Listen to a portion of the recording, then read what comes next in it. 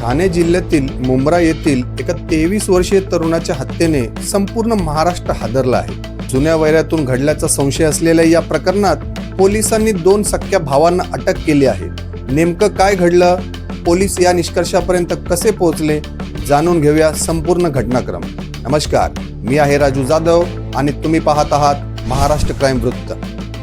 ठाणे जिल्ह्यातील खर्डी गावात एका 23 वर्षीय तरुणाचा मृतदेह आढळल्यानंतर परिसरात एकच खळबळ उडाली. स्थानिक नागरिकांनी मृतदेह पाहताच पोलिसांना माहिती दिली.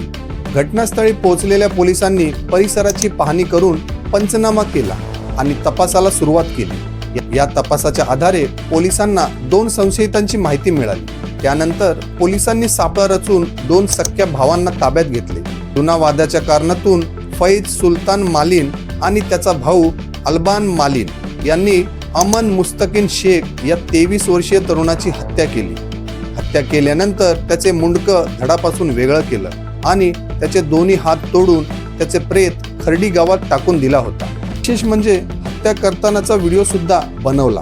फैज आणि अल्बान या 2 आरोपींना ताब्यात घेऊन त्याची सखोल चौकशी केली. पोलिसांनी कसून चौकशी केल्यानंतर त्यांनी 13 मार्च 2026 रोजी रात्री 9 वाजता अमन शेखला मुंब्रा परिसरातून रिक्षामध्ये बसवलं.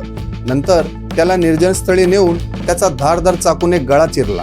त्यानंतर मैताची ओळख पटू नये म्हणून प्रेताचे मुंडके धडापासून वेगळं केले. मृतदेहाचे दोन्ही हात कापले.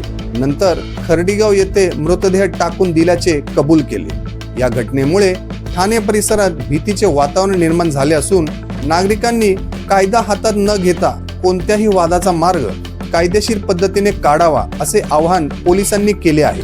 अशाच महाराष्ट्रातील ताज्या क्राईम अपडेटसाठी महाराष्ट्र क्राईम वृत्त चॅनेलला सबस्क्राईब करा, व्हिडिओला लाईक करा आणि शेअर करायला विसरू नका. धन्यवाद.